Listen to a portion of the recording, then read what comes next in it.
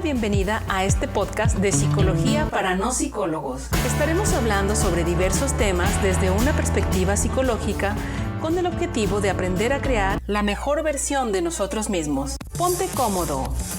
¡Comenzamos! Hola, ¿cómo están? Es un placer nuevamente estar con todos ustedes. El tema que tenemos para compartir el día de hoy es el tema del miedo. Está muy emparentado con el estrés, con el pánico, con la ansiedad. Y bueno, para esto tenemos obviamente nuestras compañeras psicólogas que cada una va a estar exponiendo un breve resumen, una aportación sobre el miedo. Pero aquí, antes de darles el lugar a cada una de ellas, me gustaría dejar preguntas reflexivas con relación al miedo. Y esto es, ¿cuál es tu miedo? ¿Cuál es tu principal miedo? ¿A qué le tienes miedo? O mejor dicho, ¿conoces tu miedo? Y una vez que identifiques, el desafío viene en si eres capaz de enfrentarlo, de conocerlo, de estudiarlo y de hacerte experto en ese miedo que estás padeciendo. Bueno, así que yo voy a dejar este lugar para que mis compañeras tomen la palabra. Y Berito, bienvenida, psicóloga y especialista en temas de duelo. Hola, ¿qué tal? Muy buenas tardes. Un placer nuevamente estar con ustedes. Y pensando un poquito en estas reflexiones donde seguramente a nosotros nos aterra algo, que tenemos miedo a algo específicamente, que ni siquiera nos atrevemos a pensar en ello en este momento. ¿Qué sucede cuando nos enfrentamos a esos miedos? Se estimula la amígdala central, detecta que hay peligro y entonces se activa esa secreción de adrenalina y cortisol, ¿no? Entran todos estos sentidos de nosotros en pos de peligro. Tenemos que estar atentos. Y como resultado de esto, pues obviamente pues, los latidos del corazón se aceleran, se inhibe incluso nuestro sistema digestivo, y incluso nuestra forma de raciocinio se detiene porque es un alto y un peligro y tenemos que salir inmediatamente. No tenemos ese tiempo de razonar, es la actuación inmediata. Pero bueno, si estamos hablando de todo esto, de las emociones, como son el miedo, la fobia, etcétera, a mí en este momento se me viene a la mente la relación que existe tan importante entre nuestras emociones y cómo éstas reflejan y se relacionan con nuestro sistema inmune. Y aquí entonces me refiero a la glándula del timo. Y la glándula del timo, ¿por qué? Porque esta es mediadora del bienestar y del sistema inmune. La idea de la función de esta glándula se ha popularizado mucho porque se dice que está muy relacionado con esas emociones. Y en realidad no lo está del todo así. Es que hay que tomar en cuenta que el sistema nervioso, el sistema inmune, se comunican de una forma bidireccional. Y esta comunicación es esencial para el pleno funcionamiento, entonces, de los sistemas. Entonces, es aquí donde la psiconeuroinmunología, que es la ciencia que estudia las interacciones y la comunicación direccional entre el comportamiento, el sistema nervioso, el sistema endocrino y el sistema inmune, ¿no? Así es entonces como no solamente es el timo, es todo el organismo el que está construido de forma conceptual, simbólica y emocional. Pero entonces, si estamos hablando de nuestro sistema inmune, que es el sistema de defensa del cuerpo contra infecciones, es el que ataca a esos gérmenes invasores, pues nos referimos a la glándula del timo. Y fíjense esto tan curioso. Esta glándula fue desconocida por mucho tiempo a nivel médico y científico, por muchos años, porque no se sabía exactamente cuál era su función. Y bueno, se le da este nombre de timo porque fue primeramente reconocida por los antiguos griegos. Y su nombre viene de la palabra griega timos, que significa el alma emocional y espiritual. Los primeros que utilizaron esta palabra fueron los filósofos griegos Sócrates y Platón. Y este significado popular que se le da al timos como energía vital, seguramente es porque por el lugar en el que se localiza. ¿Sí? Por ese lugar en el que se localiza y es por esta misma razón es que se le da esa atribución espiritual en donde se le considera como el centro biológico del centro, donde se concentra a lo mejor el cuarto chakra, ¿no? Probablemente, después de esto que les estoy comentando, se han de preguntar, ¿y dónde está el timo? Entonces, bueno, en este momento yo les pediría que cerraran sus ojos, tóquense en el centro de su pecho, donde está el hueso, donde está ese hueso cuando la gente dice yo, y ahí está, más o menos ahí está donde se localiza el timo. Entonces, imagínense que cuando nos asustan muy fuerte, estamos en frente de una película o de una situación donde nos asustan, automáticamente nos tocamos ahí. Es ahí donde llevamos nuestras manos. O una tristeza, una depresión. Sucede lo mismo, ¿no? Tendemos a, ay, me siento aquí acongojado, triste. Es muy curioso porque fíjense, en las primeras autopsias que se realizaban, se topaban con esta glándula y siempre se le veía como apachurrada, pequeña o como encogida. Y decían que como estaba muy conectada con las emociones, cuando nos asustábamos o con ese miedo, esa tristeza se encogía y con la felicidad recuperaba su tamaño. Pero esto no es cierto, no está comprobado científicamente. El timo tiene un tamaño en los bebés recién nacidos de 12.2 gramos. Y ya en la adolescencia, los adultos, pues es más grande.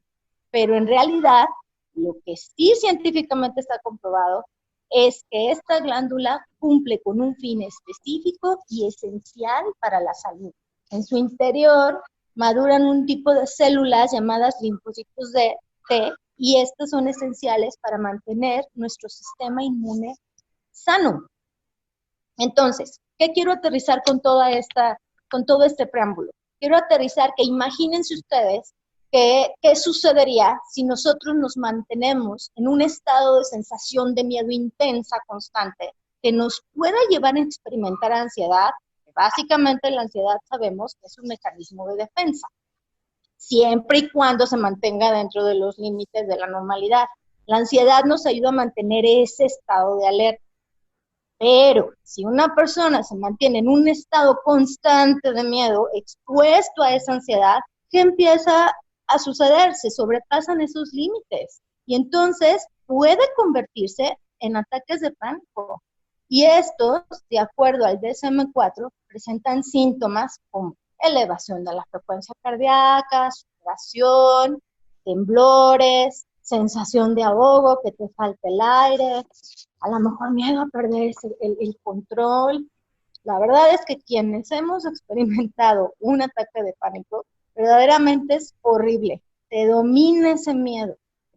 Y si estuviéramos en una situación así, pues la mente, el cuerpo y sus funciones se ponen atentos a eso que está pasando y por consecuencia la glándula del timo, que es la que se encarga de producir esas células de defensa, no lo hace y nuestro sistema inmune baja y estamos automáticamente mucho más expuestos a enfermarnos.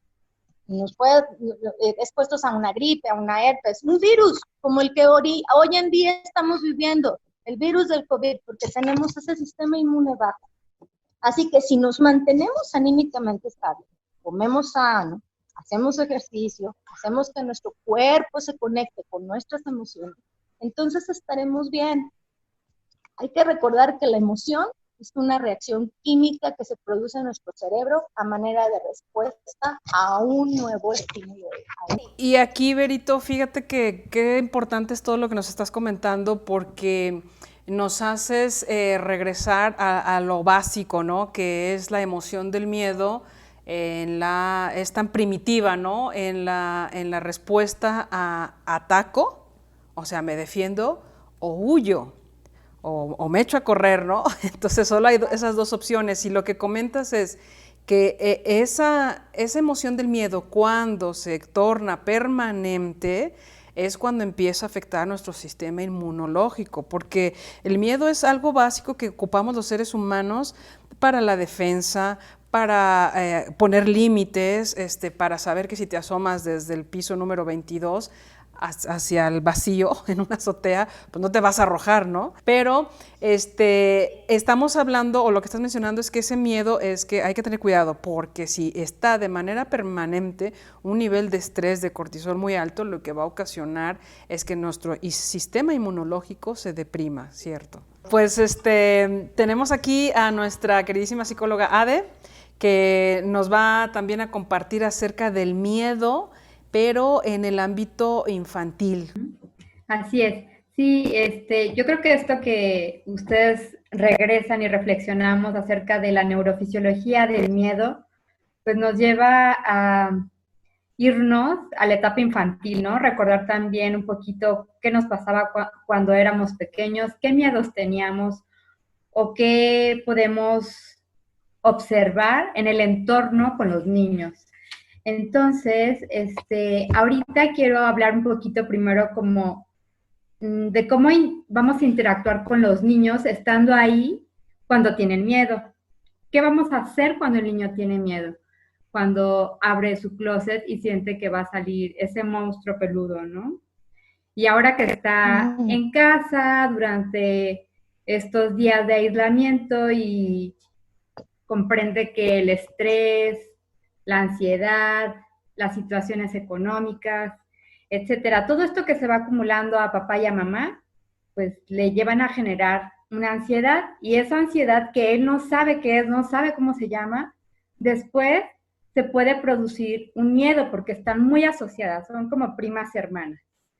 Entonces, ¿qué tenemos que hacer con los niños o cuál sería una de las recomendaciones? Primero hay que comprender que el chiquito está teniendo emociones y hay que ponerles nombre. Hay que reconocer a las emociones. Para eso vamos a hablar de un personaje que se llama el monstruo emocional. Este pequeño monstruo le podemos dar colores, le podemos poner imágenes con una sonrisa, con una cara de miedo, con una cara de enojo, y así vamos a ir reconociendo qué emoción es la que tiene el pequeño para que él vaya comprendiendo qué es lo que le está pasando. Si no empezamos a darle nombre a las emociones, y no solo ahorita en este tiempo de aislamiento, sino siempre, el niño no va a poder expresar esos sentimientos que tiene, eso que le está pasando. Luego vamos a hablar no solamente con nuestro canal de lenguaje verbal, sino con lo no verbal, asintiendo y comprendiendo y dándole ese espacio al niño que estamos pues con él, ¿no? Aprobándole y dándole ánimo para saber qué es lo que va a hacer con ese miedo. Entonces, a mí me ha funcionado padrísimo con mis alumnos trabajar el miedo con metáforas, dándole un nombre a ese personaje que es el monstruo emocional, ponerle un nombre y ver cómo vamos a ir hasta ese centro del miedo. ¿Qué es lo que te da miedo? ¿Dónde se produce el miedo? Es que solo en mi cuarto, no quiero entrar a mi cuarto. Hay que recordar que el niño todavía no ha madurado ciertas áreas de su cerebro, el córtex prefrontal. Entonces esto le va a ayudar a regular emociones, pero como es dependiendo de la edad, pues todavía no ha madurado ciertas áreas cerebrales, pues va a tener ese miedo fantástico, ¿no? Donde sale el monstruo, donde hay alguien debajo de la cama. Tal vez puede ser más grande, inclusive jovencitos, donde sus miedos empiezan a ser hablar al público, etcétera. Cada quien tiene un miedo específico, pero es importante darle nombre, buscar dónde está, cómo lo voy a trabajar, cómo lo voy a enfrentar. Y ahora vamos a hablar un poquito de qué hacer. Ya tenemos el miedo, ahora ¿qué vamos a hacer? Algo que regularmente ni siquiera lo estamos pensando es la respiración. Y si estamos inhalando y exhalando, estamos haciéndolo de una forma cotidiana, normal, como parte de respirar, ¿no? Porque si dejo de respirar, pues muero. Entonces vamos a hacerlo consciente. Esto como papás, como cuidadores, como docentes, vamos a hacer esos ejercicios de relajación para que el niño pueda tener conciencia de su respiración. Después vamos a hablar de una relajación activa. ¿Cómo es eso? ¿Alguna vez te has dado cuenta que si te hacen cosquillas explota la risa y te lleva a otros niveles? Porque todo lo que sucede en nuestro cerebro son químicos, y al activar estos químicos pues nos van a generar estados de ánimo placenteros, que es lo que necesitamos en este momento, ¿no? Y vamos a hablar de algo padrísimo, que es cómo vamos a utilizar la imaginación por medio de las metáforas. A mí algo que me funciona cuando estoy dando clases con los niños es hablarles de ese personaje, puede ser dinosaurio, o irme a esa metáfora, agarrar ese personaje, jalo al personaje y entramos a ese mundo. Vamos a ir describiendo la historia y el niño te puede ir llevando. Entonces, al irte llevando a través de la narración, el niño te va a llevar hacia sus miedos y te va a llevar a donde él se encuentra vulnerable. ¿Y cómo vas a trabajar con él? Pues vas a animar a que esta invención que hace el niño a través de su imaginación le va a dar una solución creativa. ¿Cómo lo va a solucionar el niño? Pues el adulto, el papá, la maestra, etcétera, lo va a ir acompañando hasta llegar al momento de pues tener esas imágenes, ¿no? Para hacer este trabajo imaginativo se llama. Damos lugar a Lidia Letrado, psicóloga gerontóloga. Hola Noemí, muchas gracias. Antes de abordar mi tema, me gustaría saber, nos han dicho que el tema de pandemia es una situación que se va a resolver, que pacientes que se contagian pueden recuperarse después de un tratamiento, no necesariamente se van a morir, pero a partir de esto, ¿por qué la gente está sintiendo miedo? A pesar de que nos están diciendo que se puede sobrellevar. Bueno, si nos vamos a la parte de por qué, la OMS está recomendando que la información negativa está alimentando este miedo. ¿Cómo? Imagínense que estamos viendo noticias, que estamos viendo periódicos, que estamos viendo información falsa. Estamos muy al pendiente del número de personas que van muertas, de personas contagiadas. Esto crea una hiperinformación. Y de esa información que va a pasar, va a alimentar nuestra ansiedad, nuestro estrés y como resultado un crecimiento del miedo. Bien, ahora, así como conocemos que muchas personas han fallecido, que se han contagiado y que va a desbordar de una forma nuestra idea, nuestra como postura ante la pandemia, debemos de saber que podemos tener un control personal y tener una autopercepción diferente al COVID-19. ¿Cómo lo vamos a hacer? Bien, aquí está pasando una situación que nos estamos sintiendo dependientes de los demás y vamos con un juicio moral. Las personas cuando salen a la calle y no ven que están usando cubrebocas, que no hay gel antibacterial, que no están cumpliendo con medidas preventivas, este mismo miedo está respondiendo con un juicio moral hacia los demás. ¿Por qué? Porque el miedo nos está diciendo que vamos a depender de los demás para poder sobrevivir. Ojo, yo no estoy diciendo que el miedo no se pueda experimentar, que es malo sentirlo. No, es parte de un instinto de supervivencia que nos va a ayudar a prepararnos y darnos como este empuje a responder ante cierta situación. Aquí el detalle es que la forma correcta de responder ante el miedo es de forma racional y objetiva. ¿Y cómo lo vamos a hacer? Construyendo ideas racionales. El tema de la pandemia está ahí y no lo puedo controlar. Si yo siento que estoy perdiendo el control ante algo desconocido, voy a responder con miedo. Ahora, aunado a que no puedo como pensar de forma racional y objetiva en este momento y le agrego las imágenes que estamos viendo de personas con cubrebocas en la calle, que estamos percibiendo que las personas están en los supermercados respondiendo con compras de pánico. Además, sumarle que está el aislamiento social, esto se va a interpretar como una amenaza. ¿Y qué vamos a sentir ante una amenaza? Y sumen el miedo y que no tenemos la capacidad de responder racional, nos vamos a sentir que no podemos escaparnos, que estamos perdiendo beneficios, que estamos, digamos, en un agujero que no tiene como una luz al final.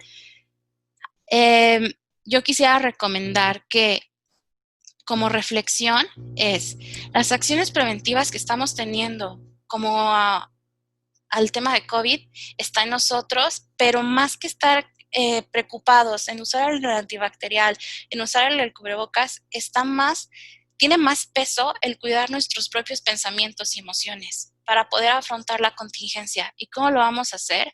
Conservando una buena salud mental y emocional ante esta situación. Bien, es correcto lo que se está comentando aquí en esta mesa de psicólogas con psicología para no psicólogos, y yo solamente quiero como recoger un poquito la información de los efectos a nivel neurológico que produce este tema del miedo, ¿no? Se activa inmediatamente en nuestro sistema límbico, en nuestro cerebrito, como digo yo, se va a activar la amígdala, que es directamente la responsable de desencadenar y desatar todas las reacciones fisiológicas que produce precisamente el miedo, que ya lo comentaba Vero, que es el aumento de la velocidad cardíaca, del ritmo cardíaco, en el metabolismo, el aumento de la glucosa en la sangre, la detención de las funciones no esenciales, ¿no? El aumento de la adrenalina, o sea, ese subidón que es apropiado para pelear, volvemos a repetir, o para huir.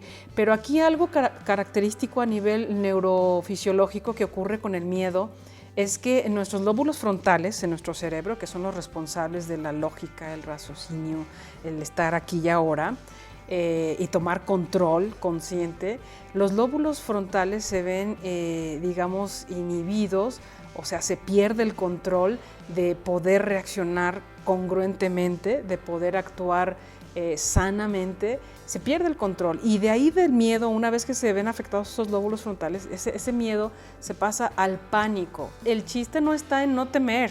Todos vamos a tener miedo a el día que te casas, el día que alguien se muere o está enfermo y que sabes que el desenlace va a ser morir, el día que se vive una pandemia, una enfermedad, el miedo llega a desatar también fobias, todas, ¿no? Las fobias y lo que se suele conocer prácticamente como miedos absolutos o miedos aprendidos, ¿no? Las fobias. Sí. Es que yo quería compartir que precisamente hay gente que le gusta exponerse al miedo, porque le gusta sentir que esa adrenalina y esa emoción. ¿Por qué? Porque a la hora que, por ejemplo, están viendo una película de terror, no solamente se accionan esta amígdala y este cortisol, sino como que el cerebro sabe que estás en un plano que no es real, que no es cierto en cierta forma, ¿no? Entonces, el hecho de experimentar esas emociones te ayuda a aprender sobre ellas. Y entonces esto es a lo que tú te referías, ¿no? Estás como poniéndote en el plano de voy a aprender a calcular, voy a aprender a pensar de otra manera, lo voy a racionalizar, y entonces te haces mucho más apto para solucionar.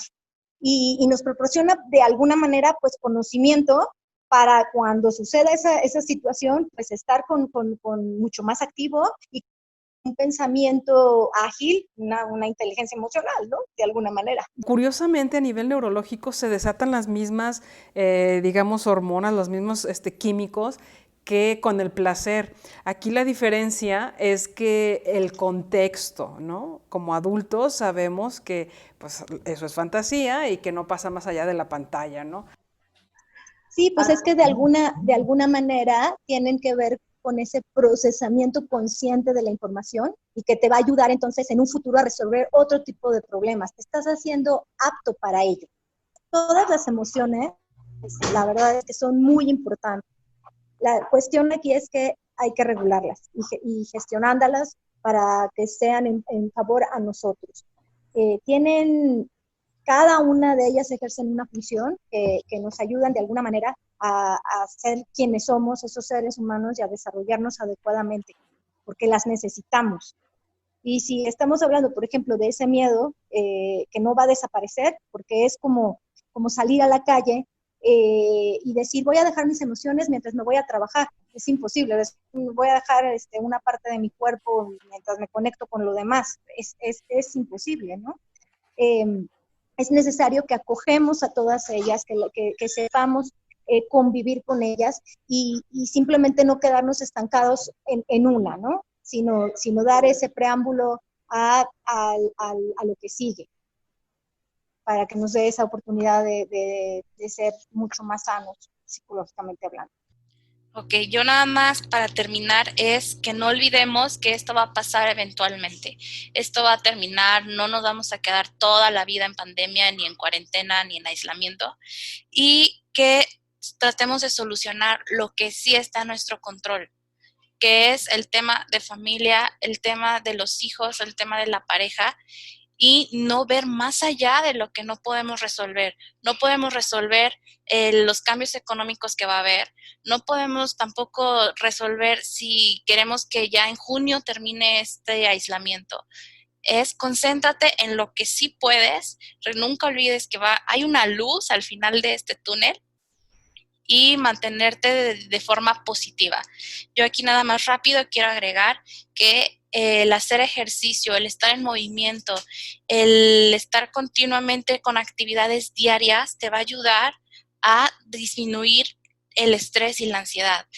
Busca actividades que te ayuden como meditación, respiración, yoga, hasta ejercicio físico, te va a beneficiar de forma orgánica para que puedas sobrellevar de manera placentera o más amena esta situación. Efectivamente, la antítesis del miedo es la esperanza. Fíjese que el miedo es una especie como de fe negativa, ¿verdad? Porque uno dice, estoy segura que me van a dar ese trabajo, estoy segura que me va a ir muy bien cuando empiece el ciclo escolar, estoy segura que regresando saliendo de esta pandemia, regresando a casa, al trabajo, que también es la casa, la segunda casa, a la oficina, pues todo va a salir maravilloso. Y sabes que este tipo de declaraciones son por fe, por esperanza, ¿sabes qué? Me estoy adelantando, todavía no llego a ese piso, a ese nivel, pero me estoy adelantando positivamente. Pues el miedo es la antítesis de todo eso, ¿no? Es creer que algo fatal va a suceder y todavía no llega. Qué irracional, ¿verdad? Uno podría decir, entonces, ¿es irracional la esperanza?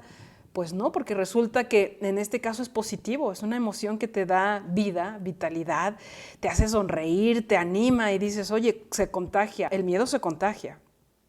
Tú entras a una casa, a un lugar, a un elevador, a un avión donde se siente inseguro, uno contagia al otro y al final contagiados por el miedo. Contagiemos esperanza. Cuando usted escuche a su vecino, a su amigo, al familiar que tiene miedo, que ya todo va a acabar, que qué año tan malo, tan pésimo, contágiele de esperanza, contágiele de cosas positivas. ¿Sabes qué? Vamos a salir adelante, esto va a pasar. ¿Sabes qué? Hay vida con esto, vamos a aprender nuevas formas. Sí que es verdad, la misma OMS lo declara. Después de esta pandemia, tenemos que aprender los seres humanos en este 2020 nuevas formas de relacionarnos, nuevas formas de comunicarnos. Tal vez ya no nos vamos a poder saludar de beso en las calles, tan efusivamente, ¿no? Por lo menos en los próximos meses, que te encuentras a alguien ahí con la mascarilla abrazándose, ¿no? O sea, digo, tantas cosas que estamos viendo, memes y todo esto en redes sociales, pero hay que tomarlo con filosofía, bien se dice por ahí el dicho, tómalo con filosofía, no te claves, no dejes que ese miedo se convierta en una patología, en una angustia, en un pánico. Esa es la antítesis del miedo y hay que dejarlo como esperanza. Todo va a pasar pronto y hablemos con los chiquitos, ¿no, Ade? Con los niños, cuando tengan miedo vamos a decirle palabritas de esperanza. Bueno, yo creo que lo más padre es transformar esas emociones en algo más. Entonces, ahora yo les dejo de reflexión y de juego ese monstruo de las emociones para que lo trabajen en casa, para que jueguen, para que lo dibujen y para que una y otra vez lo conozcan. Y no pasa nada tener miedo, solamente hay que saberlo dominar y darle chance que esté por ahí. Y también los adultos dejarse recibir esas palabritas de ánimo de los hijitos. Oye, ¿sabes que a veces los niños son los que animan a los papás? Les dan una dosis de inyección porque ellos ven un mundo distinto. Ellos, el miedo es muy distinto, yo lo explicaba a Ade, pero el miedo va por distintas maneras. O sea, que ellos ni siquiera se preocupan por el mañana. Ellos viven aquí y ahora y son felices, ¿no? Ya casi sus miedos son ahora, ¿no? La imaginación, lo que ahorita, pero el de mañana, pues no tanto. Bueno, queridas colegas, chicas, muchísimas gracias por haber estado en este episodio más de Psicología para no psicólogos hablando del tema del miedo. Y bueno, pues les estaremos avisando los próximos episodios. Muchísimas gracias. Bye, bye. Bye a todos. Gracias. Hasta luego. Gracias. Psicología para no psicólogos.